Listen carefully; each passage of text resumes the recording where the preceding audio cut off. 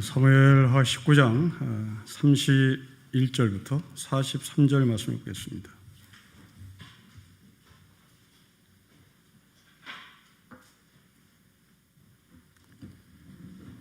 어, 19장 31절부터 43절의 말씀입니다.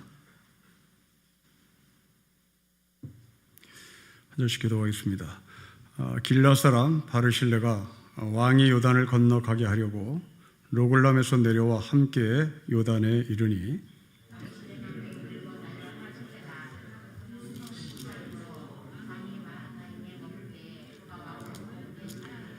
왕이 바르실레에게 이르되 너는 나와 함께 건너가자. 예루살렘에서 내가 너를 공개하리라.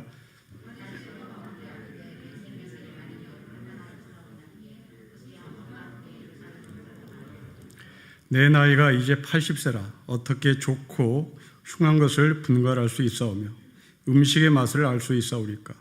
이 종이 어떻게 다시 노래하는 남자나 여인의 소리를 알아들 수 있사오리까.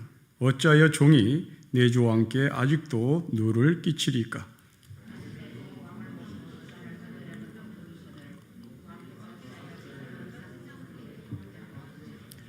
청하건대 당신의 종을 돌려보내옵소서. 내가 내 고향 부모의 묘 곁에서 죽으려 하나이다. 그러나 왕의 종 김함이 여기 있사오니 청하건대 그가 내 주 왕과 함께 건너가게 하옵시고 왕의 처분대로 그에게 베푸소서 하니라.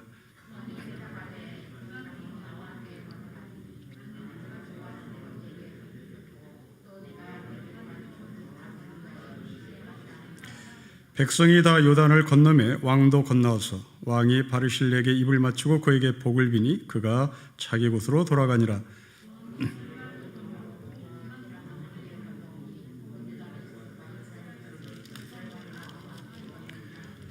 온 이스라엘 사람이 왕께 나와 왕께 아뢰되 우리 형제 유다 사람들이 어찌 왕을 도둑하여 왕과 왕의 집안과 왕을 따른 모든 사람을 인도하여 요단을 건너가게 하였나이까 하매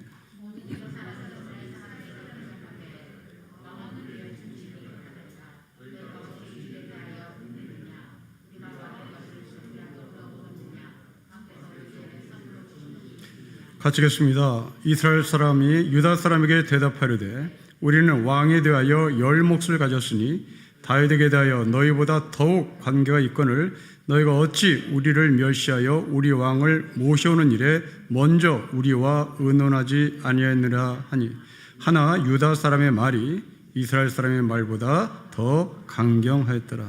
아멘. 압살롬과 전쟁에 승리한 다윗이 예루살렘으로 가는 도중에 일어난 사건입니다.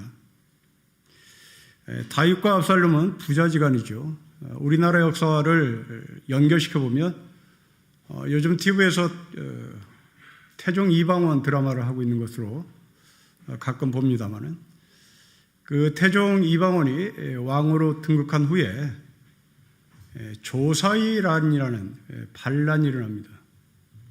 그 조사의 난이라는 것은 이성계의 고향인 함경북도 지역에서 이방원을 패하기 위하여 그리고 다시 이성계를 왕으로 즉위시키기 위하여 반란을 일으킨 난입니다.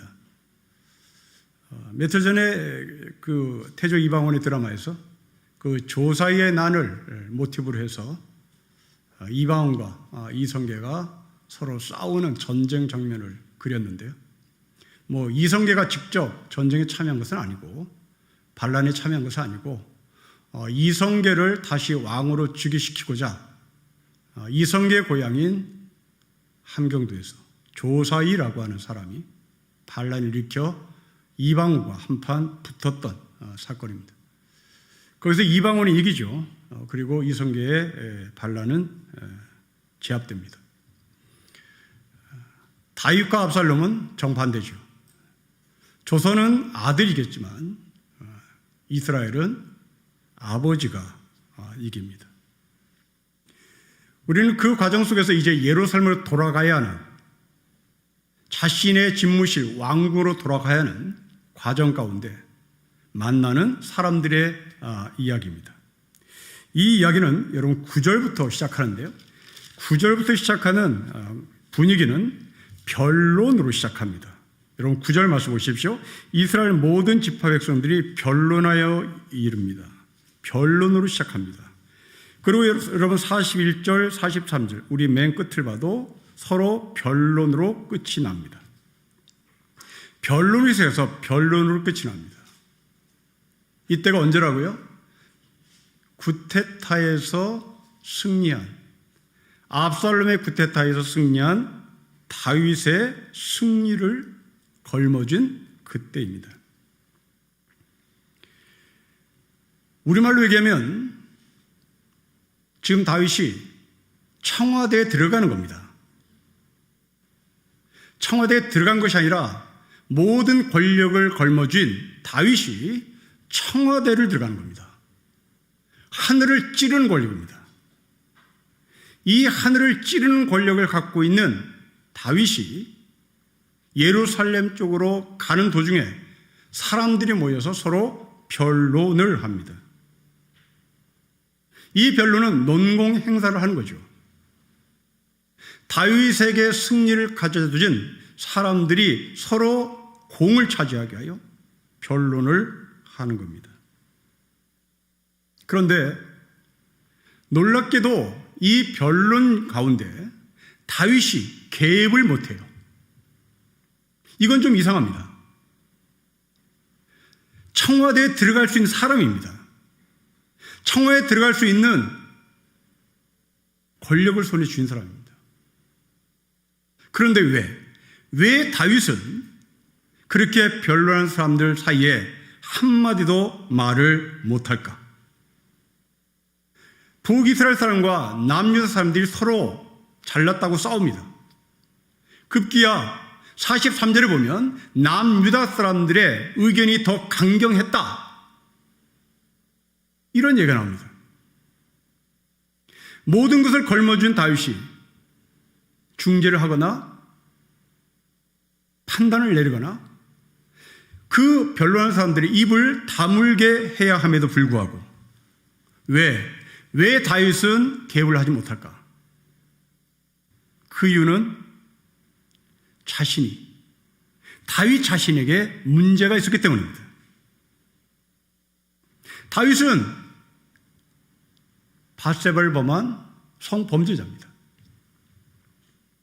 그러기에 자기 딸 다말이 암논이라는 아들에게 성폭행을 당했음에도 불구하고, 이것을 알고 있음에도 불구하고 꿀먹은 벙어리입니다. 문제를 해결 못해요.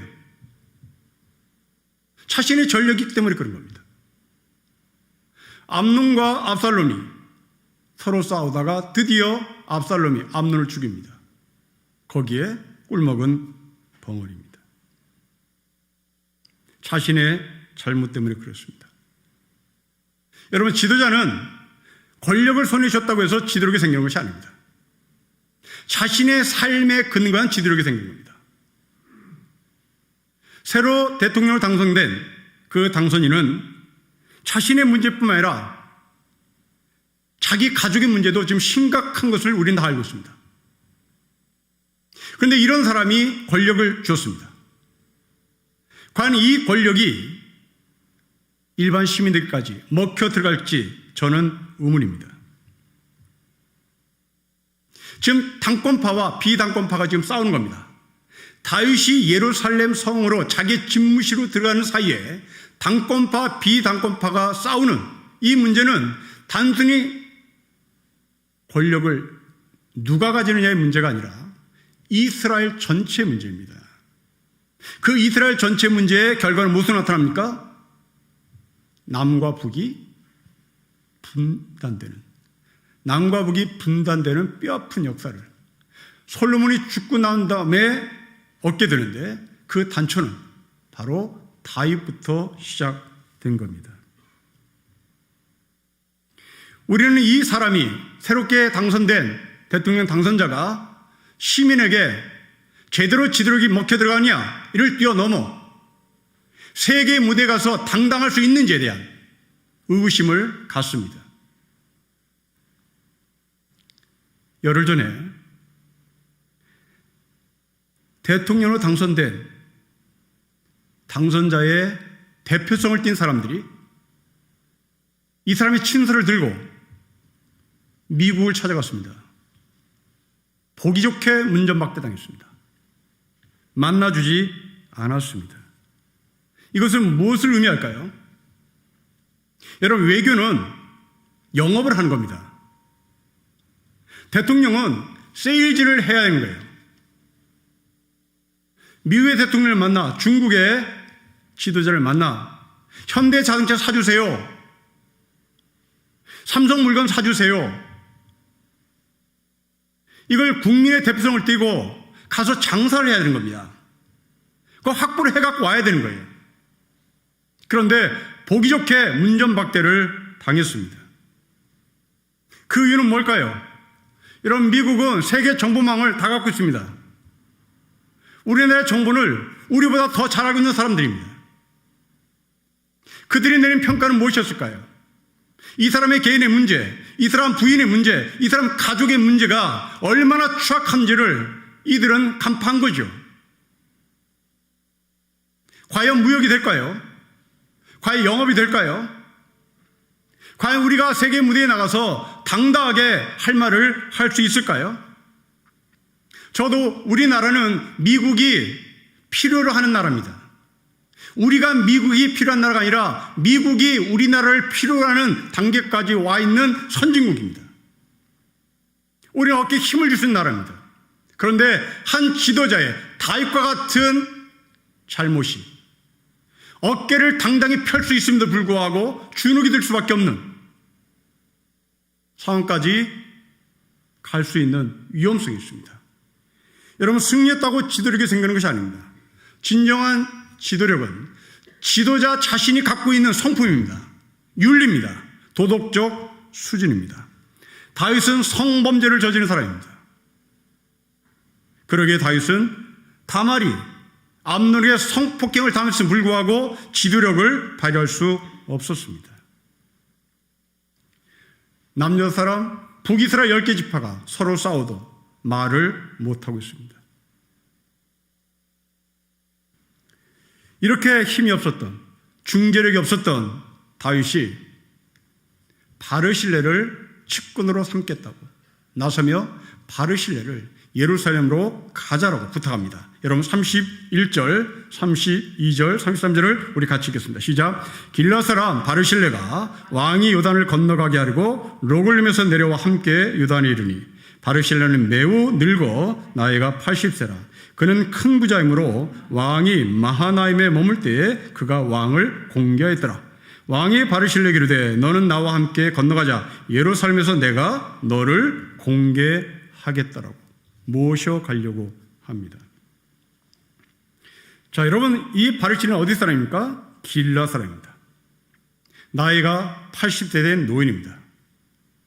큰 부자입니다. 망명하고 있는 다윗에게 공개를 베풀었습니다. 그러자 다윗이 제안하기를 예루살렘으로 나랑 같이 가자. 내가 당신에게 공개를 할 수 있는 기회를 달라고 부탁을 합니다. 그러나 바르실레는 사양합니다. 나는 나이가 많다.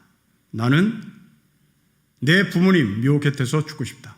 대신 김함이라고 하는 사람을 추천하더니 이 사람을 데리고 가서 당신의 왕국을 세우라고 권면합니다. 자, 왜 바르실레는 사양을 할까? 그리고 왜 다윗은 이 바르실레를 그토록 데려가라고 하는 것일까? 자, 그 이유를 우리가 분석합시다. 여러분, 41절부터 43절 말씀 보십시오. 두 단어를 여러분들이 눈여겨봐야 되는데 41절에 온 이스라엘 그리고 유다 사람이 나옵니다. 42절 유다 사람 이스라엘이 나옵니다. 43절 유다 사람 이스라엘이 나옵니다. 여기서 이스라엘은 북이스라엘 10개 지파를 말합니다. 그리고 남쪽에 있는 유다 지파를 말합니다. 지금 다윗은 바르실레에게 북이스라엘의 10지파와 남유다 지파가 서로 치고받고 싸우고 있으니, 서로 말싸움하고 있으니, 서로 논공행상을 하고 있으니 당신이 좀 중재를 해주세요 라는 말입니다. 그럼 어떻게 바르실레가 중재자의 역할을 할 수 있도록 다윗은 이 사람을 불렀을까? 그 이유는 31절입니다. 여러분 31절을 다시 보십시오. 길앗이라고 하는 지역 때문에 그렇습니다. 여러분 이 길앗이라는 지역은 여러분들이 이스라엘 지도를 머릿속에 그려보면 요단강을 가운데 두고 요단 동편 서편 나눕니다. 이 요단강을 중심으로 요단 동편 서편을 나눈 이스라엘 지도에 이 서편 쪽의 북쪽을 북이스라엘 지파들이 차지하고 있습니다. 그리고 사해바다 남쪽에 남유다 지파들이 포진하고 있습니다. 이 동쪽은 12지파가 거의 가지 않습니다. 이 동쪽에 길앗이 있습니다. 다시 말하면 이 길앗이라는 지역은 북이스라엘과 남유다와 별로 관계가 없는 지역이라는 얘기입니다. 우리의 언어로 얘기하면 극중입니다. 중도입니다. 또한 이 길앗은 어떤 사건이 있었냐면 성경에서 제일 먼저 나오는 길앗 사건은 야곱과 에서의 만남의 자리입니다. 이 야곱과 에서의 만남의 자리가 길앗입니다. 다윗은 창세기를 기억하고 있는 사람입니다. 길앗 출신 바르실레에게 야곱과 에서가 만난 것처럼 당신이 북이스라엘과 남유다의 싸움을 중재해 주세요. 이게 길앗 출신 바르실레를 예루살렘으로 데려오고자 한 다윗의 심정입니다. 그러나 이 바르실레는 다윗의 제안을 거부하죠. 중도의 자리를 포기합니다. 극중의 자리를 포기해요. 여러분 이상합니다. 지금 이 사람 말 한마디에 북이스라엘로 힘이 가거나 남유다로 힘이 갈 수가 있는 상황입니다. 어찌 보면 다윗보다 더 실제 권력이 있는 사람입니다. 그런데 이 사람이 이것을 포기해요. 대단합니다. 대단한 사람으로 우리는 이 사람을 평가해야 합니다. 이 제안을 거부했던 이 바르실레는 대신 김함이라는 사람을 추천합니다. 여러분 38절을 보십시오. 왕이 대답하되 김함이 나와 함께 가겠다. 37절에 김함을 추천했던 바르실레의 추천에 다윗 왕은 응답합니다. 좋다. 김함을 내가 데려가겠다. 그런데 이 김함이 누구인지 모릅니다. 성경에 여기밖에 나오지 않습니다. 그리고 350년 후에 이 사람 이름이 한 번 더 나옵니다. 350년 후 예레미야 시대 때. 그렇다면 그 김함은 이 김함이 아니겠죠. 하여튼 김함 이름은 딱 두 번 나옵니다. 여기서 한번 350년 후 예레미야 시대의 게렛 김함이라는 예레미야 42장에 한번 나옵니다. 근데 이 게렛 김함이라는 이 게렛은 여관이란 말입니다. 그러니까 이 김함이라는 사람이 호텔업을 했다는 얘기인데요. 어떤 사람은 이 김함이 바로 그 김함이다. 다시 말하면 김함의 후손이다. 이렇게 말하는데 이 사람이 김함의 후손이지 제3의 똑같은 인물이지 잘 모르겠습니다. 아무튼 성경에는 이 김함이 나오질 않는다. 그대로 이 사람이 어떤 일을 했는지 나오지를 않는다는 것을 우리는 정리를 해야 합니다. 그리고 바르실레는 80이 먹은 노인으로서 이 절호의 찬스, 중도표, 이 중도표를 북이스라엘로 넘겨도 좋고 남유다를 넘겨도 좋고 캐스팅 모드를 주고 있는 이 바르실레가 중도의 표를 포기합니다. 대체 이 사람이 누굴까? 그리고 우리는 이 사람을 통해서 무엇을 배워야 할지 이제 우리는 바르실레를 해석해내고 우리가 가야 할 길을 찾아야 되겠습니다. 자, 여러분 PPT를 좀 보십시다. 노인이라는 영어 단어 old people이라고 표현합니다. 이것은 노인네라는 말입니다. 나이만 먹은 사람입니다. 더 적업하게 하면 산송장입니다. 좀비입니다. 뒷방 노인입니다. 구닥다리입니다. 잉여 인력입니다. 아이고 저 노인네 왜 그래? 바로 그 노인입니다. 가족과 사회의 짐스러운 존재의 대표가 노인입니다. 노인을 이런 시각으로 바라본 사람은 노인 복지에 대해서 절대 반대입니다. 차라리 그 돈이 있으면 젊은 청년을 투자하라. 청년은 미래가 있다. 청년은 생산성이 있다. 생산성이 있는 청년에게 줘야 한다. 여러분, 한 10몇 년 전에 프랑스의 젊은이들이 파리에서 데모했습니다. 우리의 아버지 어머니에게 연금 주지 말아라. 우리의 아버지 어머니에게 복지혜택 주지 말아라. 우리가 번 돈을 우리 엄마 아빠 생명 연장하는데 우리는 줄 수 없다. 가두시였습니다. 자기 어머니 아버지입니다. 자기 어머니 아버지가 빨리 죽게 내버려둬라. 노인복지하지 말아라. 이게 프랑스 젊은이들이 바라봤던 노인복지의 현실이었습니다. 노인이라는 단어는 그런 의미로 사용됩니다. 뒷방 노인입니다. 그런데 또 하나 이 노인을 공경하는 노인의 단어가 있습니다. 여러분 PPT를 보십시오. 바로 엘더입니다. 우리의 언어로는 어르신입니다. 지혜로운 사람이란 말입니다. 현명한 사람이란 말입니다. 여러분, 아프리카 격언에 노인 한 사람이 사라지는 것은 도서관 하나가 사라지는 것과 같다라는 표현이 있습니다. 노인은 도서관 하나가 왔다 갔다 하는 거예요. 그 노인이 사라지면 도서관의 정보가 사라지듯이 인간의 삶에 필요한 지혜가 사라진다는 겁니다.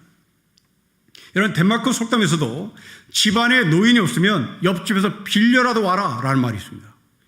그만큼 현명하단 말입니다. 그만큼 지혜롭다는 얘기입니다. 그리스의 플라톤이 국가라는 책에서 노인을 이렇게 말합니다. 나이 많은 사람은 사회를 명령하고 통제해야 된다. 나이 많은 사람은 사회를 명령하고 통제를 해야 한다. 그런데 여기서 이 나이 많음이란 당시 기준입니다. 50세에서 75세입니다. 지금으로 보면 100살 넘어간 사람입니다. 완전히 고려장 해야 될 사람입니다. 완전히 고려장 당할 사람들에게 사회를 통제하고 사회를 명령해야 된다라고 말했던 사람이 우리가 알고 있는 플라톤의 입장입니다. 그런데 우리가 노인들을 공개하는 의미에서 어르신이라는 단어는 그렇게 현명하다, 지혜롭다라는 단어로 쓰지 않습니다. 어르신이라는 단어를 호칭받으면, 어르신이라는 이름으로 호칭받으면 당사자는 지금 대단히 기분 나빠합니다. 뒷방 노인네 같은 느낌이 들어서 싫다라고 말합니다. 아마도 이 어르신이란 말은 젊은이들이 저 뒷방 노인네 라고 말하는 것과 일치해서 사용하는 것을 나이 든 분들이 캐치했기 때문에 그럴지도 모르겠습니다. 그러면 다른 나라들은 이 노인을 어떻게 표현할까? 여러분, 세계 선진국들은 노인의 날이 있습니다. 세계 노인의 날. 세계 노인의 날은 10월 1일입니다. 우리나라에도 노인의 날이 있습니다. 여러분, 우리나라에 노인의 날이 있다는 거 아십니까? 1991년부터 있었습니다. 근데 우리는 몰라요. 우리는 노인의 날이라고 말하지 않습니다. 경로의 날이라고 말합니다. 10월 2일입니다. 1991년부터 시작된 이 경로의 날을 우리는 잘 모릅니다. 왜냐하면 법정 공휴일이 아니기 때문에 그렇습니다. 세계 추세 노인의 날을 만들어 놓긴 놨으나 우리의 국가 정책 속에 노인은 없습니다. 법정 공휴일을 만들어 주잖아요. 그냥 구색만 갖췄을 뿐입니다. 그러면 이 노인의 날을 영어권에서는 어떻게 표현하나? 여러분, 영국은 노인의 날을 올드 피플 데이라고 얘기합니다. 그렇게 전통을 자랑하는 영국이 노인을 올드 피플이라고 제안합니다. 엘더 데이라고 말하잖아요. 그런데 제3의 단어를 쓴 나라가 있습니다. 미국입니다. 미국의 노인의 날을 처음 제정한 사람은 레이건입니다. 굉장히 보수주의자입니다. 1981년에 이 레이건이 노인의 날을 만들었습니다. 1988년에 노인의 날을 만든 레이건이 노인의 날을 뭐라고 표현했냐면 시니어 시티즌으로 표현했습니다. 여러분 PPT를 보여주십시오. 선배 시민이라는 표현을 씁니다. 시민이다, 당신들. 레이건의 말입니다. 레이건 대대 보수자입니다. 피도 눈물도 없는 사람입니다. 그런데 이 사람이 노인들에게 당신은 당당한 시민입니다. 노인에게 시민권을 살려놔요. 시민의 권리가 있다, 당신들. 자, 이제 이 세 가지의 단어를 정리해 보십시다. 여러분 PPT를 다시 보십시다. 자, 올드 피플, 잉여 인간. 사람 아니에요. 사람 아니에요. 노입니다. 엘더, 모든 걸 다 아는 현자들입니다. 그래서 노인이라고 표현할 수 있겠습니다. 그런데 레이건이 표현했던 노인은 제3의 표현이 있습니다. 시니어 시티즌, 선배 시민. 여러분들의 노인을 사람 아님 노인으로 보십니까? 아니면 지혜로운 자 노인으로 보십니까? 아니면 우리가 새롭게 바라봐야 할 시니어 시티즌으로 노인을 바라보고 내가 노인이 되었을 때 나는 어떤 노인으로 살 것인가 한번 생각해 보시길 바랍니다. 자, 그러면 다시 본론으로 돌아가서 바르실레는 도대체 노인이었을까? 아니면 노인이었을까? 아니면 시니어 시티즌이었을까? 우리가 분석을 해봤으면 좋겠습니다. 여러분 31절부터 37절을 눈으로 훑어보십시오. 31절부터 37절은 아무것도 할 수 없는 올드 피플, 사람 아닌 스스로 고백하는 노인입니다. 그런데 그 안에는 자신이 손에 줄 수 있는 권력을 포기하는 현자의 모습도 동시에 같이 보입니다. 바르실레는 다윗의 왕권이 잘 되기를 원하여 자기의 자리를 비킵니다. 현자죠. 아무것도 할 수 없는 잉여 인간의 모습이라고 고백하지만, 아무것도 할 수 없는 노인이라고 고백하지만 이의 삶은 현자였습니다. 여러분, 우리나라 시니어 시티즌, 소위 노인들은 이 바르실레처럼 나라가 잘 되기를 소망하는 마음이 뼛속 깊이 들어가 있습니다.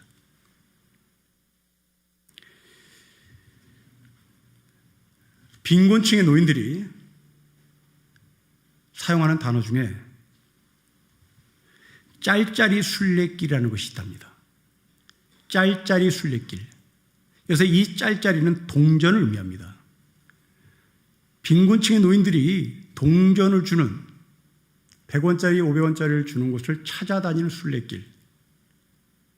서울역으로, 용산으로, 대형교회로 찾아다니는 겁니다. 이 짤짜리 순례길에 나선 노인 한 분을 기자가 인터뷰를 했습니다. 얼마 정도의 돈이 있으면 좋겠습니까? 그러자 노인의 답입니다. 저는 이 노인의 말을 듣고 울었습니다.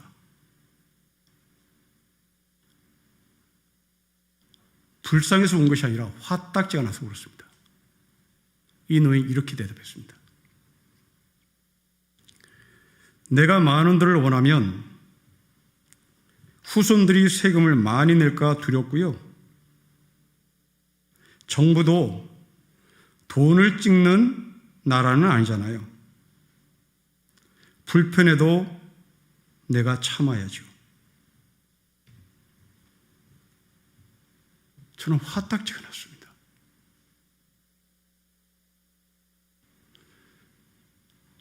왜 이 노인은 후손이 세금 낼 걱정, 나라가 돈을 찍어내는 것이 아니잖아요. 나라 걱정. 이걸 왜 할까? 화딱지가 난 채 다시 한번 이들의 삶을 복귀해봤습니다. 그건 교육 때문에 그렇습니다. 이들은 국민학교 출신들입니다. 국민교육헌장을 암송했던 사람들입니다. 저도 국민학교 때 국민교육헌장을 암송했습니다. 나는 이 땅에 민족의 역사적 중흥을 위하여 태어났다. 내 개인의 권리, 내 개인의 삶을 유지하기 위해 이 땅에 태어난 것이 아니라 우리가 태어난 이유는 역사적 중흥에 민족의 부흥을 위하여 태어난 거죠. 여러분, 일제강점기에 태어난 사람은 황국신민서사시를 암송했습니다. 이것도 나라를 위하여 헌신해라. 여러분, 교육이 이렇게 무섭습니다. 짤짤이 순례길을 다니면서 불구하고 내 후손이 세금을 많이 낼까 봐 나라가 돈 많이 찍어내면 안 될 것 같아 참습니다.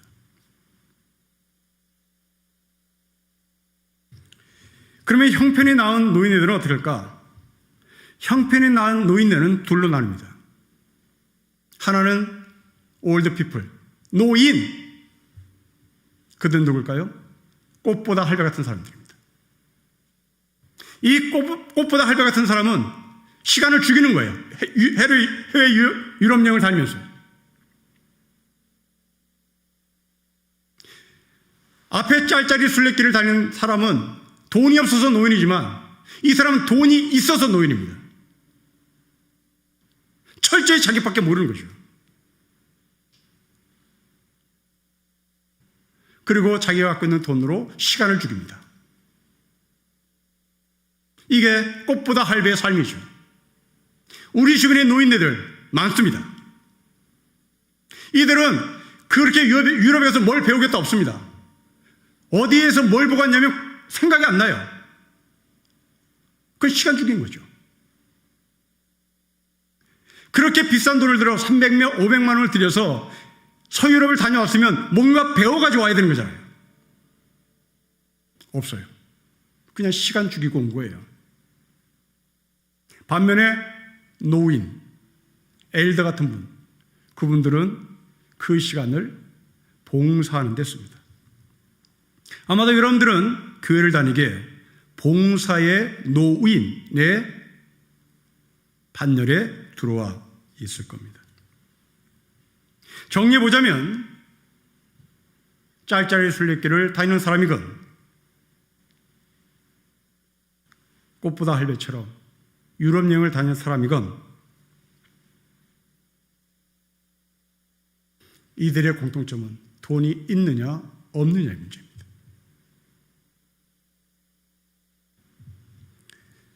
결국 노인의 삶의 질을 높이는 것은 돈이죠. 그러면 현실적으로 노인은 돈을 벌 수가 없는 사람들입니다. 마음도 육체도 안 돼요. 그렇다면 어떻게 합니까? 어떻게 합니까? 오늘 본문은 그것을 얘기합니다. 여러분 33절 보십시오. 33절 같이 읽겠습니다. 시작. 왕이 바르실레에 이르되 너는 나와 함께 건너가자. 예루살렘에서 내가 너를 공개하라. 노인 복지 날아가겠다. 나라가 책임지겠다 당신을. 바르실레는 그것을 포기했습니다. 시니어 시티즌의 관점에서 노인은 요구해야 합니다. 우리나라 노인들은 바르실레처럼 공적인 일에 자신의 시간과 자신의 땀과 자신의 젊음을 바친 세대입니다. 월남전에 참여한 젊은이들, 사막에 나가서 건설업에 참여했던 노동자들, 독일로 파견된 광부들, 간호사들. 그들은 달러를 벌러 들어갔습니다. 여러분, 독일에 파견된 간호사들은 환자를 만난 적이 없습니다. 환자를 간호하지 않았습니다. 그 간호사들은 시체를 닦았습니다.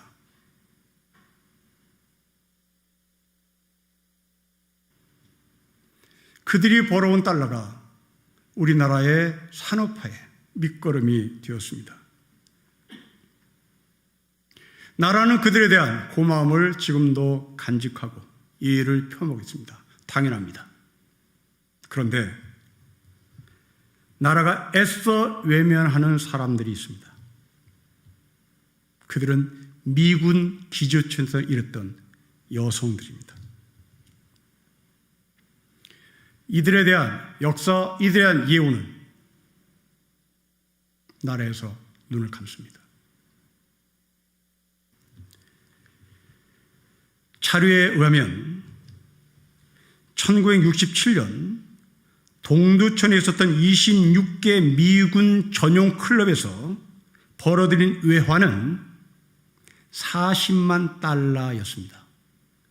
이때 우리나라 총 수출은 4천만 달러였습니다. 4천만 달러의 총 수출액 중에 기지촌 여성들이 벌어들인 돈이 40만 달러였습니다. 엄청난 외화 양입니다.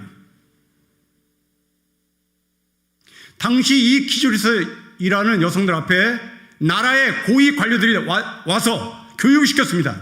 당신들은 이 나라의 큰 주역들이다. 당신은 이 나라의 큰 기둥들이다. 격려했습니다. 이게 신문기사에 나와 있습니다.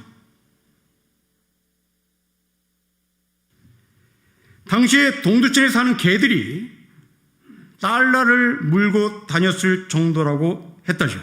그래서 동두천이 아니라 돈두천이라는 별명까지도 얻은 곳이 기지촌 여성들이 집중으로 살고 있는 저 동두천입니다. 하지만 이 나라는 그들의 문제를 개인의 문제로 처리합니다. 달러를 받아서 한국 돈으로 환전시켜 남는 차액을 정부가 이익을 받음에도 불구하고 이들에 대한 관심, 이들에 대한 평가, 이들에 대한 예우 없습니다. 저는 이런 분들이 국회의원으로 당선된 날을 기대합니다. 왜 우리나라 국회의원들은 판검사, 교수만 해야 하나요? 왜 우리나라 국회의원들은 건전한 노동자들만 국회의원으로 들어가나요? 유럽을 보십시오. 술집 직업 여성들이 국회의원이 됩니다. 그래서 그들의 이익을 대변해 줍니다. 우리는 이들을 제대로 평가해서 이와 같은 사람들의 권익을 실제적으로 줄 수 있는 국회의원이 나올 날을 기대합니다. 그런 날이 오겠죠. 22년 전에 제가 영국에서 생활할 때 목격한 장면이 기억납니다. 제가 살던 동네는 아주 시골이었습니다. 우리나라 행정단위라고 하면 리단이었습니다. 가장 산골에서 지냈습니다. 어느 날 동네 우체국에 볼일보러 갔었습니다. 우체국 창구에서 어느 노인이 연금을 수령하고 있었습니다. 당시의 파운드가 1998원이었습니다. 1대 2,000원의 파운드의 위력을 갖고 있을 때입니다. 당시 노인이 그 깡시골 리단 위에 살고 있는 노인이 파운드 지폐를 이만큼을 수령하는 겁니다. 저는 한 달 동안 받을 수 없는, 한 달 동안 만져볼 수 없는 돈입니다. 부럽게도 있고 대체 이런 연금이 어떻게 나오는지 저는 이해가 되지 않았습니다. 그러다가 책을 읽으면서 이들이 연금을 받을 때 어떤 마음인지를 알았습니다. 한 유학생이 크리스마스가 가까우자 나라에서 이 노인들에게 파운드를 준다고, 돈을 준다고 받아가라. 그래서 이 돈을 받아가는 것을 보고 이 유학생이 노인에게 물었습니다. 왜 나라에서 크리스마스 날 돈을 주냐고. 노인이 하는 말입니다. 손주들에게 용돈을 주라는 거예요. 여러분, 영국이나 우리나라나 GNP 거의 같습니다, 이제.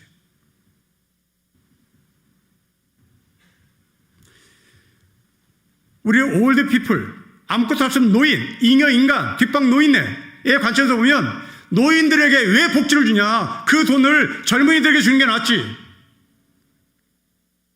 그런 사람들에게 이 크리스마스 날 영국에서, 정부에서 노인들에게 돈을 주는 것은 어떻게 해석해야 될지요?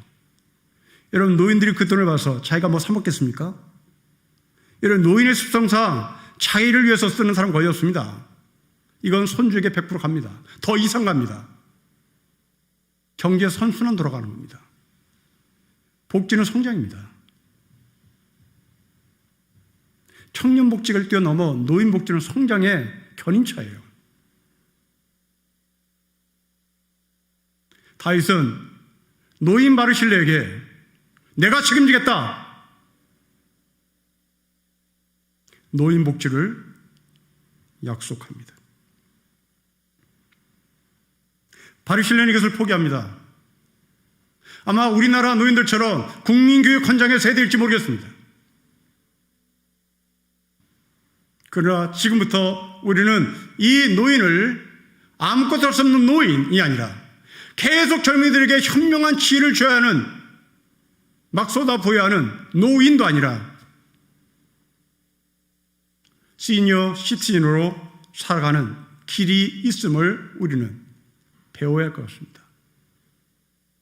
쉼으로써 당당하게 늙어가는 것, 주눅들면서 노인으로 살아갈 것도 아니고, 내가 나이가 많으니까 뭔가 해야지라고 하는 노인도 아니라,